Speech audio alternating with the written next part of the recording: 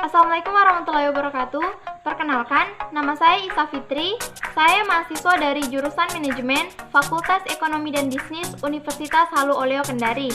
Saya mahasiswa semester 4, angkatan tahun 2018. Baik teman-teman, di sini saya akan membahas mengenai contoh soal biaya modal pada mata kuliah Manajemen Keuangan 2. Kita langsung ke soal latihan yang pertama, yaitu sebuah perusahaan memiliki biaya utang sebelum pajak sebesar 10% dan tingkat pajak yang berlaku saat itu adalah 15%. Hitunglah biaya hutang setelah pajak. Nah, pada soal latihan yang pertama ini, rumus yang kita gunakan adalah rumus biaya hutang, yaitu KDT sama dengan KD dikali 1 dikurang T, di mana KDT adalah biaya modal saham pajak, biaya modal setelah pajak yang berasal dari hutang. Sementara T adalah tarif pajak marginal perusahaan dan KD adalah biaya modal yang berasal dari hutang. Kita langsung ke jawabannya. Diketahui KD atau biaya modal yang berasal dari hutang adalah sebesar 10%. Tarif pajak marginal atau T adalah sebesar 15%. Yang ditanyakan adalah biaya modal setelah pajak atau biaya hutang setelah pajak atau KDT-nya. Berdasarkan rumus sebelumnya, yaitu KDT sama dengan KD dikali 1 dikurang T, kita masukkan angka-angkanya. KDT sama dengan 10% dikali 1 dikurang 15%, sama dengan 10% dikali 1 dikurang 0,15. Kenapa 0,15? Karena 15% yang tadi kita masukkan ke dalam bilangan pecahan. Menjadi 15 dibagi 100, hasilnya 0,15. Sama dengan 0,1 dikali 0,85, menghasilkan 0,085. Atau jika kita masukkan ke dalam persentase menjadi 8,5%.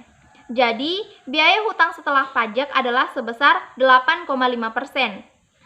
Yang berarti bahwa tingkat pengembalian perusahaan untuk kreditor adalah sebesar 8,5% dalam waktu kurang dari 1 tahun. Kita beralih ke soal latihan yang kedua, yaitu perusahaan menerbitkan saham preferen 100 lembar dengan harga 100.000 dengan bunga tetap 8% per tahun. Penjualan saham preferen ini adalah 9 juta atau 90.000 per lembar. Hitunglah biaya modal saham preferennya. Pada soal yang kedua ini, rumus yang kita gunakan adalah rumus biaya saham preferen, yaitu KPS sama dengan DPS per PN dikali 100%, di mana KPS adalah biaya modal saham preferen, DPS adalah dividen saham preferen, dan PN adalah harga yang diterima perusahaan setelah dikurangi flotasi. Kita beralih ke jawabannya. Penyelesaiannya berdasarkan rumus yang kita gunakan, yaitu KPS sama dengan DPS per PN dikali 100%. Kita masukkan angka-angkanya. KPS sama dengan 8% dikali 100 dikali 100.000 dibagi 9 juta dikali 100%.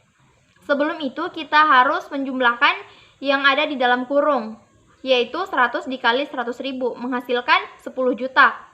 Jadi hasilnya 8% dikali 10 juta dibagi 9 juta dikali 100%. Sama dengan 800.000. Hasil dari 8% dikali 10 juta menghasilkan 800.000. Dibagi 9 juta dikali 100% sama dengan 0,0889, atau jika kita masukkan ke dalam persentase menjadi 8,89%.